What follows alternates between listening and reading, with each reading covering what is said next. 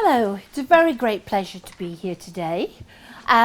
Nick has told you a little bit about me. What I should also mention is that many years ago, in the deep dark days when you could be an untrained teacher, I worked in the worst primary school in Sheffield for a year until it nearly killed me. I had glandular fever and I thought, oh, I can't survive this.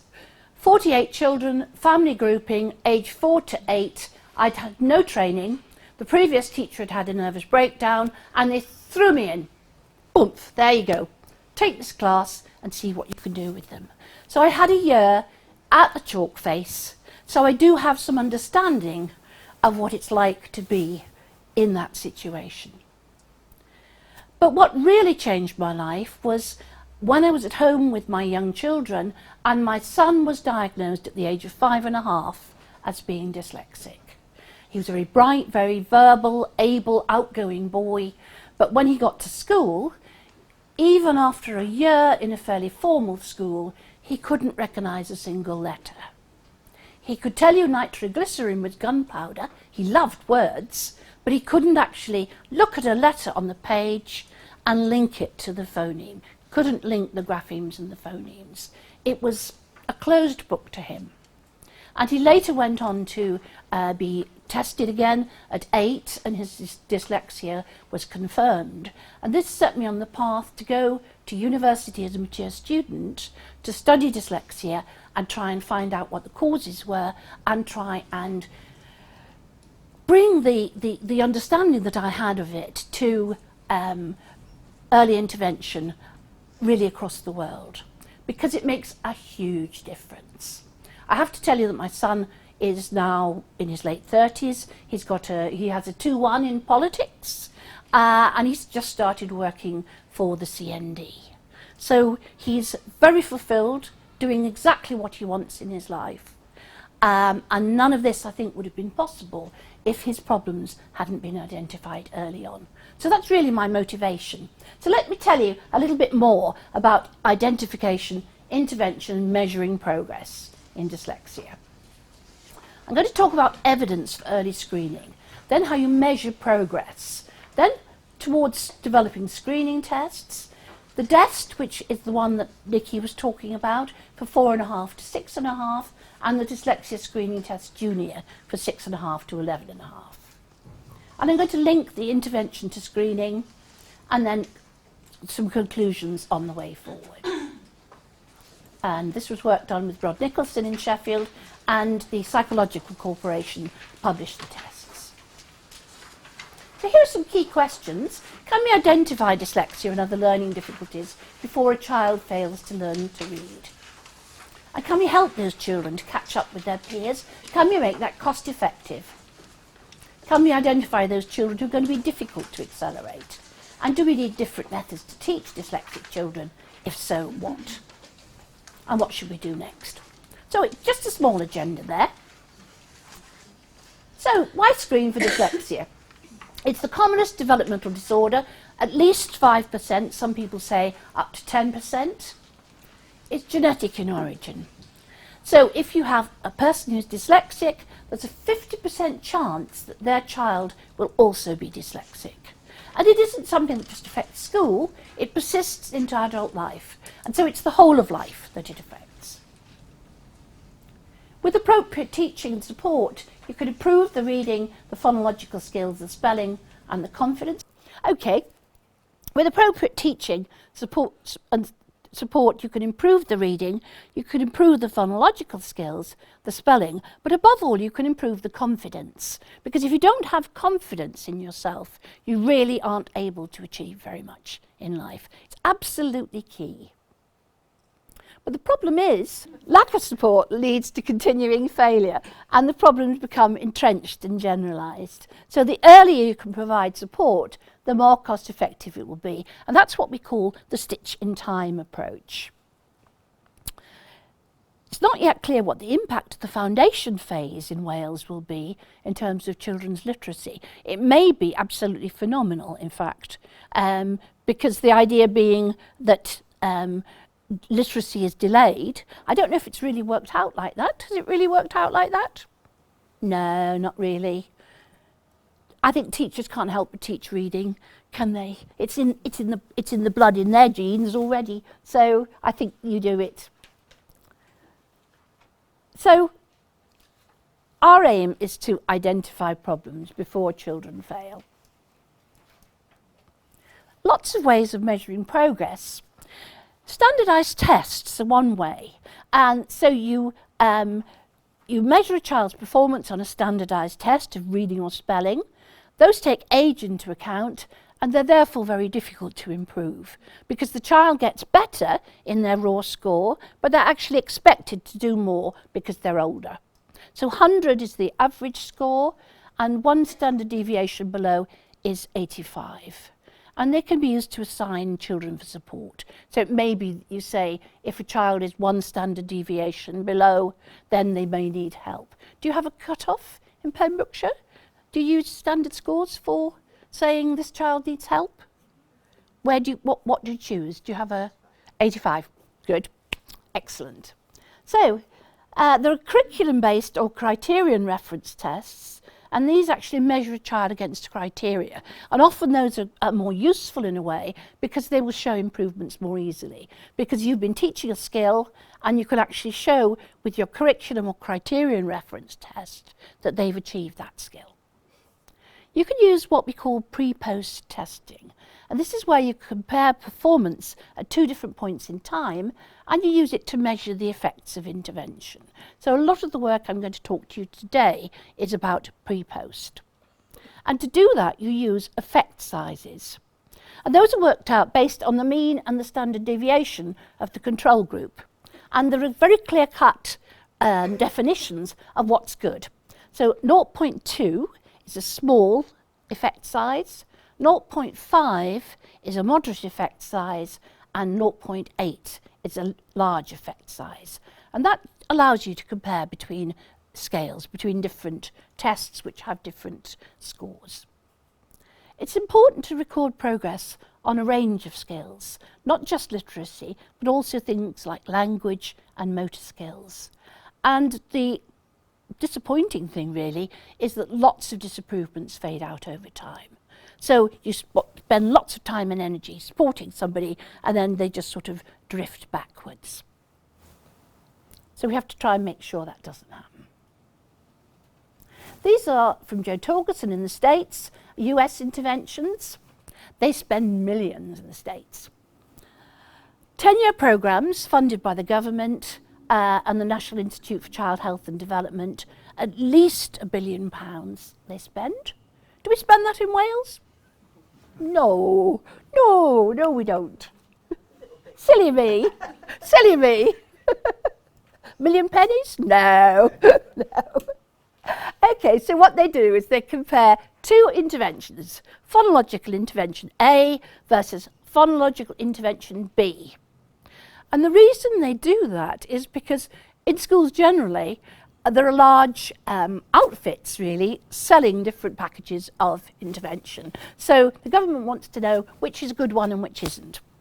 So they compare A against B. They're all very good for helping the phonology, but they don't necessarily generalise to reading. So that's a bit disappointing. And so in the States, there's been a change in emphasis to add fluency. And this is work by Marianne Wolf. They looked at closing the gap at secondary level, and they found that special education improves reading only 0.04 of a standard deviation. That's not very much at all. And that's because there are large class sizes. At the junior level, between 8 and 11, you need 67.5 hours of individual intervention to help a child to catch up with their peers. And the gains per hour of instruction are 0.2 of a standard score. So again, that's not really a good place to start. Much too expensive. No government can afford 67.5 hours of individual intervention. So prevention is more effective and cost effective than remediation. This is the data from the phonics intervention in the States from the National Reading Panel. And here you've got up the side the effect size. So over 0.2 is small, 0.5 is moderate, 0.8 is large. And you can see that in preschool, a very good effect size, 0.58. In the first grade, 0.74. But if you leave it till you're working with children who've been identified as disabled, there's very little impact, and even less with low achieving children. So the sooner the better is the message. Don't leave it. It becomes intractable, entrenched and difficult to support the children. And one of the main reasons for that is children lose their self-esteem. They begin to think they can't do it, and after a time, that becomes a self-fulfilling prophecy. The bigger the gap, as they get older, the gap between those children and their peers gets wider, because other children improve and they don't. So this is what we would do to get together a screening test for dyslexia. You've got to satisfy a whole range of requirements. It's actually very, very difficult to create a good screening test. It's got to be based on good theories. So everyone has to agree these are useful theories to do. It's got to be valid, objective, reliable and normed. So you have to see that it actually measures what you want, and it has to be normed on children, not just children with difficulties, but children across the range. So we can see where it is that the children with difficulties fall down. It's got to be practically usable. Do you remember things like the Aston Index? Wonderful, wonderful tests. Took hours and hours and hours to do, and they're languishing, I think, in cupboards all over the country because really they just take too long to do and they're not practical. They have to be quick, they need to be simple, and they need to be intelligible. So when a teacher uses them, she needs to know what it means at the end of it. Shouldn't be referring back to somebody else to tell you what it's all about. And it has to be politically acceptable. And that's huge, because the parents have to think it's okay, children have to like it, the schools need to like it, teachers need to like it, local authorities, educational psychologists, and the government. I mean, it's amazing that any test can ever get published, satisfying all of those criteria. And there are tensions between those various requirements. And it means that in any screening test, you have to compromise between thoroughness, like the Aston Index, and cost. And the cost is not just how much it costs in terms of buying the test, but how much it costs in terms of the time, the teacher time, to administer it. This was our proposal in 1992, that we screened the whole cohort at age 5, and then most of those children would go through into normal schooling, leaving a few children who would need extra support. And then after extra support, those children would then move into the normal schooling group, leaving a further group who would need further testing by trained psychologists or clinicians. And from that we would get not just dyslexia, but speech problems, sensory problems, emotional difficulties, dyslexia, and children with low IQ, and they should then be referred on for appropriate counselling and action. And that fitted in very well with the 1994 Code of Practice that said you had to gather information, and then you had the school action plus, and then finally the consideration of a need for a statement. Okay. But to do it, you need a good screening test, and you need to be able to see how effective it is, and you need a teaching method. So here's the approach we adopted in developing our tests. We wanted a 10 sub-test, 30-minute diagnostic battery of theoretically motivated tests, which covered a wide range of skills. So that should include cognitive, literacy, phonological, speed, knowledge, and motor skill. And that's one of the benefits of a paper and pencil test, because you can, in fact, measure all those different aspects. Quick and easy to administer. We tried, first of all, to use a computer. We were working with 4-year-olds to start with, and we wanted them to look at a picture of a cat and say, cat, into the microphone. So what did they do? They went, let me see, it's a cat. And of course the microphone fired as soon as they went, So all of our data was, in technical terms, gobbledygook. So we went back to the pencil and paper because there's no replacement for actually seeing what a child does and how they perform on a test. We gathered performance data from around 1,000 normal children, normally achieving children for the DEST, 800 children and 60 dyslexic children for the DST, and 1,100 adults for the DAST. I say that quickly, but it was a huge job. It took years of my life to actually construct these tests. Very challenging. We analysed the norm data, we adjusted the instructions and the content, and we took feedback from the users, from the teachers who were delivering it, and adapted it in response to their feedback. And these were published. The DEST is for 4.5 to 6.5, the DST for 6.5 to 16.5, and we now have 2 different levels, the screening test for the junior school and one for the secondary school, and we published the DAST for 16.5 up to 75 plus. That's for the ones who fell through the net, who weren't diagnosed when they were at school. And they're now bestsellers. And we're now doing a Welsh edition, in fact, of the dyslexia screening test junior, which is due for publication shortly. And we've developed norms for India. We're about to develop norms for Malaysia, and they're in use across the world. So here's the components of the dyslexia early screening test, which is the one we're focusing on today. We want early literacy, the letter names. That's looking at the letter and saying either the name of the letter or the sound of the letter. Phonological skills like rhyming and discrimination. Working memory, that's a digit span test. Cerebellar tests of balance, and that's from our own research, and I'll go through that in a moment.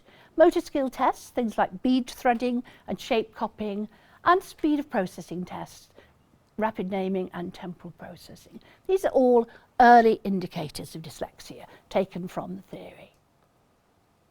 And for the DST and the DAST, we also measure fluency. Most tests only measure accuracy. And very often a child with dyslexia can actually read very, very slowly, very, very painfully, very laboriously. But what they can't do is read fluently enough to be able to understand what they're reading. So it's very important to have a test of fluency. So we have a 1-minute reading test, a 1-minute copying, a nonsense passage which has real words and nonsense words mixed together, spelling, verbal and semantic fluency in the test for the older children. And at the end of the test, you have an at-risk score that indicates clearly if a child will need help. And there's information about different skills, motor skills, sequencing, language and working memory, which are all key predictors of early literacy. And there's a profile of strengths and weaknesses, and that helps the development of a structured remediation programme, their individual education plan. And identification of specific problems. So teachers working locally in Bridgend, for example, were surprised by some of the difficulties that children faced. So, for example, they didn't know that rhyming was a difficulty, even for children who weren't going to be at risk. This was something that these days children, I think, have less experience of than they did in the past. And it's something that we can encourage the parents to actually provide support with. But in order to capitalise on screening, we needed an effective intervention tool, which was developed especially for the Bridgend project, and I'm going to return to that later. And that's what Vicky will be talking about later on this morning. Here are the components of the DEST and the DST, and they're split into sections. So the majority of the test is on cognitive and phonological speed, and then some tests of motor skills, and comparable tests for the older children. Again, mostly on cognitive and phonological skills, and again some on motor skills. Okay. So here are the phonological skills. This is a series of phonological tests which are designed to tap more complex skills as the child develops into an adult. There's a progression in which children learn their phonological skills. First of all, rhyming is one of the early ones, and then we also have discrimination in the dyslexia early screening test. So can a child say whether two words rhyme or not? So leg, hen, pin, win, cup, pup. And the child has to say, yes, they rhyme, or no, they don't rhyme. And then later in the test, can a child say whether or not two words are the same? And to do this, you turn away from the child so that they can't lip read, and you say, bad, dad, cap, cap, and they have to say, is it the same or is it different? And that discrimination is one of the key tests. We find that for children who don't improve when you give them support, that's often an area in which they have difficulty. Then the segmentation, which is in the DST, say steak, so it's playing with words. Say it again, but without the st. Anyone do that for me? Steak without the st. Ache. Say steak again, this time without the s. Take. Kids love this. Even if they can't do it, they think it's fun. And it's really important when you're giving a test like this to a child that it's quick, it's easy, and if there are things that they can't do, they're fairly quick and painless, relatively painless. This is rapid automatized naming, and this is where you go through, and it's the speed of access to your mental lexicon.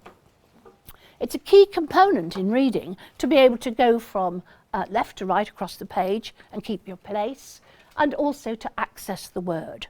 So here you're not asking them to read the word, but to identify the picture. So it's hand, boat, bird, tree, bed, mouse, cat, fish, bus, frog, book, leaf, girl, dog, cake, table, horse, ball, hat.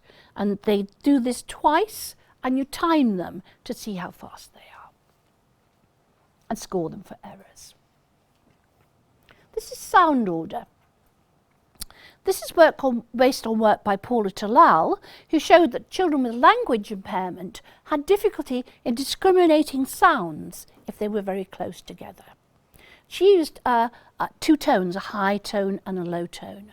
But we found that young children couldn't tell the difference between a high and a low tone. They could say, this is high and that's low, but they couldn't hear whoa and whoa and go, that one's high and that one's low. So we made it more concrete for them, and we turned it into a pair of sounds, a squeak from a mouse and a quack from a duck.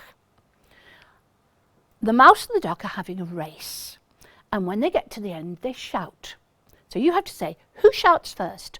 Is it the mouse or is it the duck?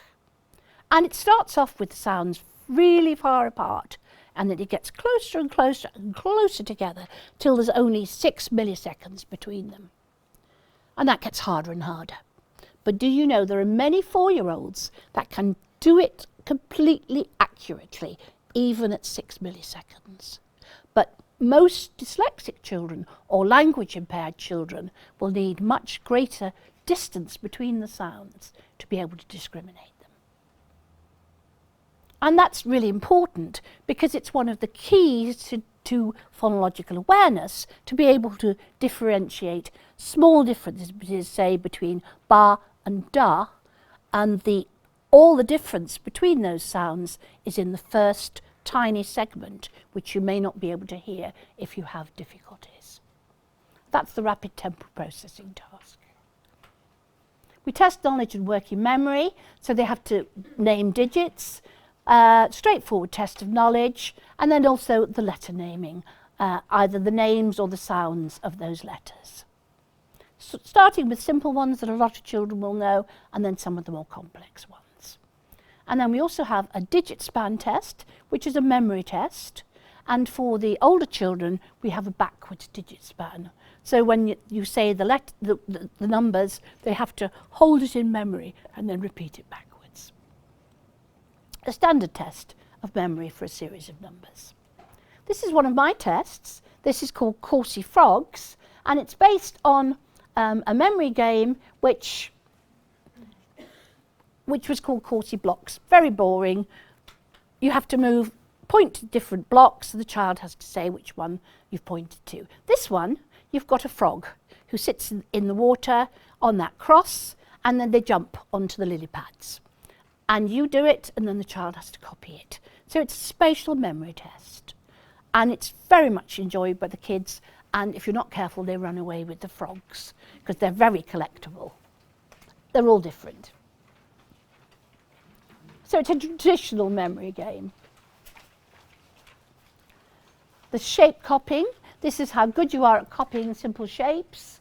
And you score from 3 to 0. 3 is nearly perfect, and 0 is terrible. And the simple ones from 2 lines right up to very complex, the diamond, which even the older children coming up to 6.5 have difficulty with. Test of postural stability. This is taken from our own work on postural stability. This is a key indicator of learning and success in learning. So it's based on a postural stability test, a yellow device. This isn't to scale. It's only a small device, about this big. And you push the child gently in the small of the back at a calibrated strength, and you see whether the child is able to maintain their balance. And it's easily scored.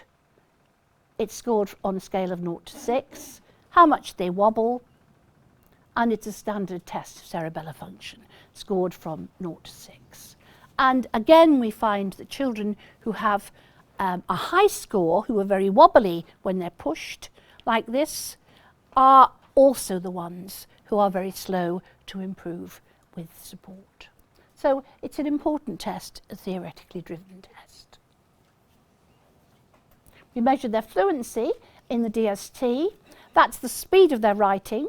So dyslexic children are often slower and less neat, and writing speed is one of the key issues for exams. So the score is the number of words in a minute with adjustments made for errors, and here's the passage. And we also have spelling for the older children, starting with simple words and more complex as they get older, and then nasty words like separate and receipt when it comes to the adult test. We measure the fluency of reading, and this is one where you read down the page, so we don't have to worry about the eye movements and keeping your place. And you could say pass if you don't know the word. Simple words, and how many you can read in a minute. And a skilled adult can read more than 120 words in a minute. But for little ones under 8, we just give them half a page. This is the nonsense word passage. This was great fun to do. This is one where you make up words and you put them into a passage, and the child, even if they're reading fairly confidently, will start to read. When they get to the made up word, the mib and the feg, they have to break it down and sound it out and blend it together. And we look at the speed and the accuracy. So that's for the little ones, 6.5 to 8.5, and we also have one for 12.5. In the olden days, a Renifer set out to Crayberg an enormous dolly Troy that threatened his country. So it's how fluent they are in reading words that they haven't seen before. It's an excellent test of the ability to break down the word and reassemble it. You score for time and accuracy, and you get 2 for nonsense words. There's verbal and semantic fluency. Verbal fluency is how many words beginning with an S you can think of in a minute, and test 11 is how many animals you can think of in a minute.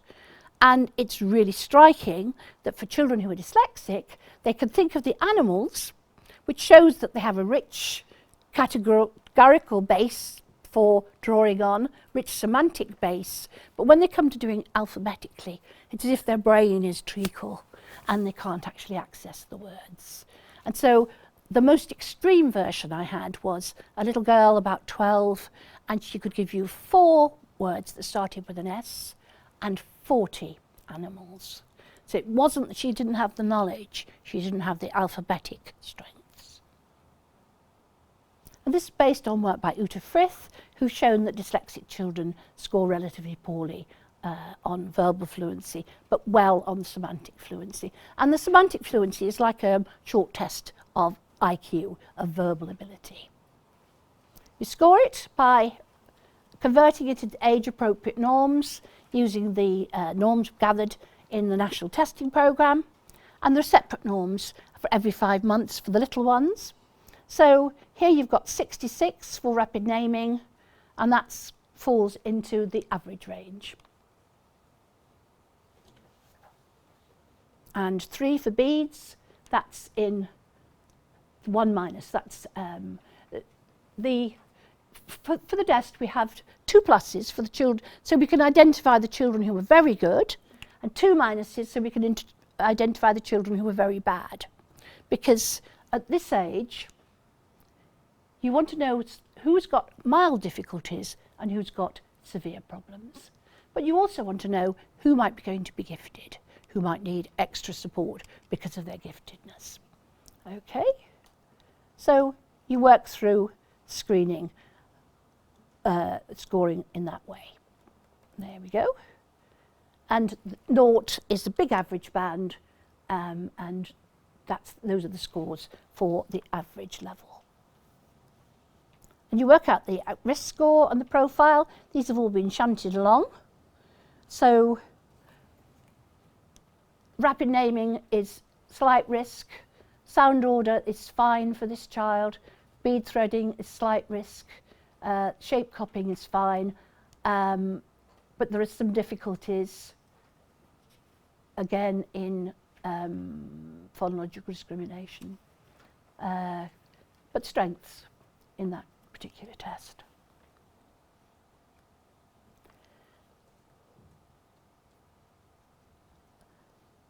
The DST has 3 minuses because I felt at that age with the older children you really want to separate it out. That's the 0 to 4th centile, the 5th to the 11th centile, and the 12 to the 22nd centile. And the profile shows which areas you need to address for the individual education plan.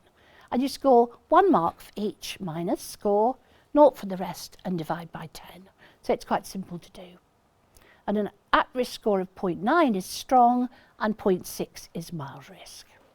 So for support, we screen, we use reading and spelling tests, and we create groups of 4 children with similar needs, and we give structured group support in 3 to 4 short sessions a week, and evaluate the progress at the end of 10 weeks, repeating the tests we used at pre-test. And the key question for Wales is what sort of support should we use to link into the new foundation phase?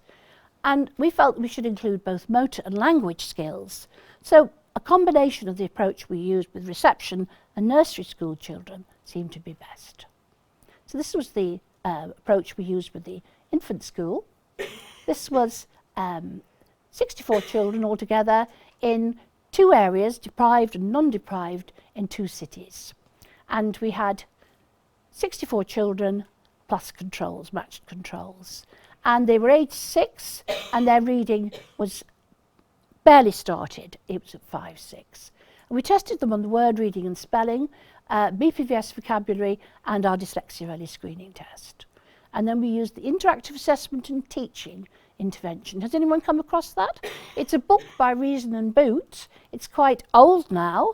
It tackles meaning, phonics and fluency, and it's great because it has photocopyable sheets, and it's reasonably cheap. And we gave 20 to 30-minute sessions 3 times a week for 10 weeks. And then we tested them again on their reading and spelling. And here are the results. And here we have the train group, pre-test on the reading. You can see they were well matched with the control group, and look at the nice improvement that the intervention group have made. This is the same for the spelling, well matched to start with, lovely improvement again for the intervention group, and some slight improvement for the controls. So there was a significant improvement for the train group. So they accelerated from 88.9 to 93.2, so well into the average range, and the controls deteriorated slightly on their reading. So a successful study in just 10 weeks. So an hour a week delivered in small groups. Very, very light in terms of teacher time. We also used the same approach in junior school. And again, we had schools in deprived and non-deprived areas in 2 cities. And we had 36 children this time and controls. They were 7.5 by this stage. And their standard scores were lower, 79.9, and their spelling 82.6. 51 controls. And we pre-tested again on the same tests and used the DST for screening. Then we did the intervention in groups of 2 this time for 30-minute sessions twice a week for 10 weeks. So again, an hour a week. And then we did the post-tests. And we used curriculum-based tests as well this time because we weren't convinced that we were actually going to shift those children in 10 weeks because they were really struggling quite hard. And we also did a follow-up. Do you remember I said at the beginning, lots of interventions just fade away like Scotch mist? Well, we wanted to see if it lasted, if you could do an intervention and 6 months later it was worth it. And here are the results for this one. And you can see here's the pre-test for the intervention and the controller in pink. This is the post-test, nice improvement for the train group and lovely maintenance of their improvement at follow-up 6 months later. And you can see that the controls still haven't caught up. Same for the spelling, slightly better at pre-test, wonderful improvement at post-test, and then maintaining most of that improvement at the follow-up. And they made 3.4 and 5.7 points improvement on their standard score in 10 weeks, which is magnificent, I have to say. In terms of effect sizes, it's one of the biggest effect sizes that has been seen in any of the training studies. And it persisted 6 months later. And the controls improved a little bit because we'd introduced the literacy hour in England at that stage. So a very nice result. So small group intervention can be effective and cost effective. The DEST is a valuable predictive index of children likely to need specialist support. Early intervention in a child's first year at school is really good, between 5 and 6. And that's before you have the problems compounded by what's known as the Matthew effects. Do you know the Matthew effects? Biblical reference, the rich get rich and the poor get poorer. I think it's like the government wants life to be now. The rich get rich and the poor get poorer. Junior school children with a low at-risk score caught up nicely. They got a good chance of catching up with their peers with a 10-week intervention. But those with particularly high at-risk scores are likely to need continuing support over a relatively long period. So the message is the sooner the better. Earlier the better. This is the Sheffield preschool intervention. This was 4-year-olds. This was a challenge, working with children in nursery school. So we took 20 at-risk children and we did an intervention similarly for 12 weeks. And 12 controlled children in the same nursery. And they made a significant improvement in a number of key academic skills. And we accelerated those children to have a good chance of keeping up when they reached infant school. And 13 children with special needs, including siblings of dyslexics, some with learning difficulty, with autism, with deafness, and they also had intervention, I should say hearing loss, shouldn't I? Hearing impairment. And we did a second phase of 6 weeks for children who didn't improve, which was 1-to-1. And we tested them again when they were 5 and again when they were 5, 8. And again, the results were very encouraging and they persisted long term. So those children that we supported for 12 weeks when they were just 4 were still showing the benefits 18 months later, more than 18 months later. So here's the long-term effects of this one. This was the intervention group, the special group who were worse than the intervention group, and the controls. This was when they were pre-tested at age 4. You could see that the intervention group have no risk by this stage, whereas there's still a mild risk in the special group and the controls. And even the special group by age 5-8 had reached the level where there was no risk. So 85% of the intervention group were at risk at pre-test, none of them at 5-8. And in the special group, 83% were at risk at pre-test and only 16% at 5-8. So again, very effective and very much the basis of the work that we've done in developing hands-on literacy. And it's the model for the Welsh studies. So we also looked at the SATs at age 7, and the children in the intervention group had higher mean scores on reading and maths than the control group. So 2.75 versus 2.42 and 2.92 versus 2.5 for reading and maths. So that gave us effect sizes of 0.87 for reading and 1.18 for maths. So those are really high effect sizes. So definitely a stitch in time saves 9. Crazy working in a nursery though, but great fun. So for Bridgend, we wanted to identify children who were struggling to interact independently in their learning environment within the foundation phase, to develop in the identified schools an awareness and expertise in early identification. And I think that's one of the key things which came out of it, and appropriate strategies which could be used into the foundation phase. To develop and evaluate a Tier 1 school-based intervention approach that engaged the whole school within the foundation phase, and to produce materials to be used in disseminating the approach more widely. So all children in reception were screened on the DEST, and those with a mild risk score of 0.6 received support in groups of 4. The intervention was devised to cover early literacy, physical development and readiness to learn based on a whole child focus of learning through play in accordance with the foundation phase pedagogical principles, and it was launched as hands-on literacy. And progress was evaluated following the intervention compared with similar children in a control school who hadn't received the intervention but who received support later. Okay, and here are the results. There was an improvement for intervention group in all of the subtests of the test. The risk level was reduced by 0.4 for the intervention group and by 0.2 for controls. So what happened for the controls is they were experiencing normal teaching and that improved their performance, but the intervention led to double the improvements of maturation and normal teaching, and that was a significant effect. 71% of the controls remained at risk and only 25% of the intervention group, and key pre-reading skills were improved in the intervention group. So significant improvement for first letter naming, identifying the first sound in the word, and they were actually worse than the controls when they started, and also significant improvements in letter naming, looking at the grapheme and linking it to the phoneme. And these two skills are some of the most significant predictors of success in literacy.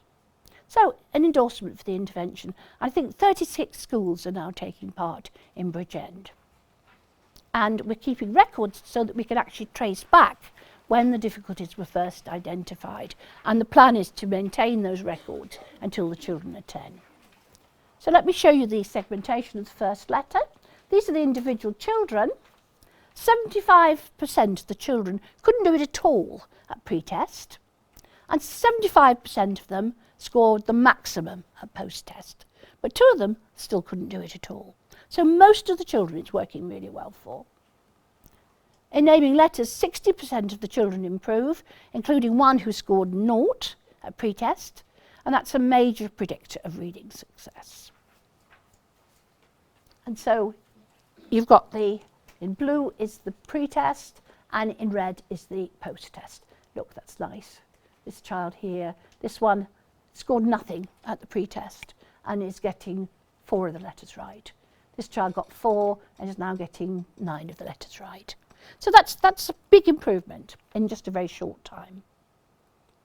Rhyming, again an important skill, and in the blue you've got the rhyming pre-test and the rhyming post-test.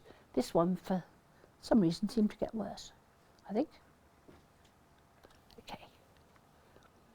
67% of the children improved, including child 2. No, actually that's child 2 who got nothing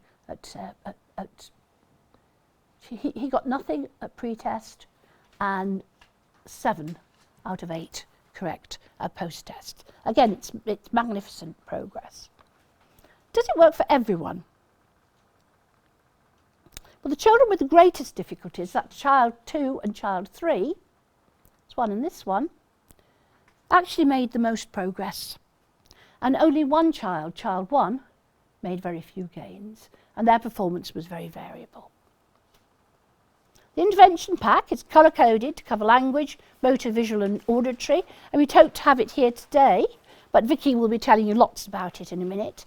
A whole range of practical ideas for teachers to sample from to provide support for a range of individual differences. Builds on the local authority's literacy strategy and the tier of whole school intervention, and it's designed to be charming, fun and approachable. And Vicky is just a walking advert for it. She's just lovely. It makes my heart glow when I hear her talking about it. It's so lovely to see something that you created, like the screening test, taken and actually used and developed in this way. It's wonderful. We're proud of what we've managed to achieve. We fulfill the need for teachers to have accessible materials for intervention. What we found in the past is that teachers say, right, that's great. I know this child's at risk. Now what do I do? And so this is a whole battery of ideas for teachers to use to help children with their specific problems. We've distributed packs to each school, and the specialist teachers work with the schools to set up the project. And we could use the same approach in Pembrokeshire. I think this is what Nicky's got in mind with this 10 schools that we're looking for. Okay, use objects as far as possible rather than pictures. Make it very concrete. Make as many games as active as possible. When tracing and drawing, use as much textural feedback as possible, so make it very multisensory, and use different media for similar activities. Link the activities to topical themes and projects in the classroom, and there are photocopyable sheets provided. So it's got phonological awareness, auditory memory, visual memory, manual dexterity, gross motor skills, and the games are cumulative. But we found that teachers adapted them to their needs, and they found that one of the most enjoyable features. So, for example, one of the things the kids liked doing best was pegging out knickers on the line, little knickers on a line with tiny pegs. And some of the photos which follow were published by Leverhulme on their website, celebrating this research. So it was actually in their yearbook as an example of outstanding research which they'd supported. So in the introductory week, you would have phonological awareness, nursery rhymes, introducing and revising popular rhymes, alliteration, letter actions and matching games, segmentation syllables, names, clapping, tapping syllables in the children's name. I've just been working in Singapore, and they've been doing this test there, and they found that even their 10-year-olds can't clap out the syllables in their names. They've never done it. They have no idea how to do it. And it's really interesting that even at 10, children are still having difficulty with it. They do auditory memory, recognising sounds and musical instruments. I went out to play with the children's name, rapid naming, pointing to and naming objects rather than pictures. Visual memory, what's missing? It's place 6 objects on a tray. You might know that game. Ask the children to look carefully and name all the objects. Copying patterns like lines from the top to the bottom, with frog jumps with bean bags, manual dexterity, sequencing and colour, with one timed activity per week for fine and gross motor skills. Things like threading and sequencing large beads, pegboard activities and finger rhymes. And here we've got testing auditory memory, and here you've got the children sitting in front of the teacher and the teacher's ringing bells to see if they recognise that sound. And here they're naming garden tools, and they're naming it to a little puppet. And this is one of the gross motor games. And here, manual dexterity and rhyming. And they're actually picking up rhyming objects like fish and putting it in a dish using special, I can't think what they're called, special tongs. Tongs, thank you, David. Okay, so 78% of the children improved in their at-risk scores. This is based on 151 children now. 51% of those who participated reduced their risk score below the 0.6 threshold, for the further 6 are borderline. 10% improved, but not sufficiently to move into the no-risk group. And the greatest improvement was from 1.5 severe risk to 0.4 no risk. And 39 children were followed up in year 1, and 77% remained no risk. So that's brilliant. So does it transfer to reading? Of the 35 children retested in year 2, 15 children were reading at a level appropriate for their chronological age, and 20 children had problems in reading that would need to be followed up. But that data is going to be a significant advantage in identifying children at Key Stage 2 who will need further support. And Pearson's, who published the screening tests, are very excited by this research, and they're planning to run a feature on hands-on literacy and the benefits it has brought to the children. So it really works, it's effective and cost-effective. Feedback from teachers showed that they gained a much better understanding of the need for early screening and the benefits of early screening. And both teachers and children were enthusiastic about the intervention. Teachers were able to hone it to the needs of the children. And it's proved an effective and cost-effective approach in improving skills, links in well with the foundation phase in Wales. It's published in the Dyslexia Handbook in 2013 and on the Leverhulme website as an example of good practice. So, early screening and intervention, definitely a stitch in time saves 9. Let's go back to our key questions. Can we identify dyslexia and other learning disabilities before a child fails to learn to read? A resounding yes. Can we help those children to catch up with their peers and make it cost effective? Again, it's a resounding yes. Can we identify those children who will be difficult to accelerate? Yes, we certainly can. We can find those children who are going to need continuing longer-term support. And do we need different methods to teach dyslexic children? And if so, what? Well, I think so. I think that we do need different methods. And what should we do next? Well, I think more research to see what's effective, but also more practice to see whether the whole system transfers to Pembrokeshire to see what the effects are here. In terms of policy, the following 3-stage intervention strategy is very promising. Children at risk are identified before 6 years old. They're given a small group intervention for 3 to 4 months, and children still failing to make progress may then be given continuing targeted additional support. And the results confirm the importance and the cost-effectiveness of early intervention in the early school years. You can be effective in improving reading in junior school, but a significant proportion of those children will still fail to achieve lasting benefits from that relatively short intervention, and therefore they're going to need continuing support. And we'd like to see this adopted as a model across Wales and beyond. So I'm going to EPO in Malaysia in June, and I shall be saying to them, last time I went they mandated early screening for dyslexia. This was moving from no identification or intervention or support of any kind for children with dyslexia to saying that the government must support universal early screening. Very exciting. So we have the policy and the tools to break into the cycle of failure, but there's still much to be done. And I'm relying on you to take up the challenge and move forward with it. Okay, some further information, articles if you need anything, and a contact for me.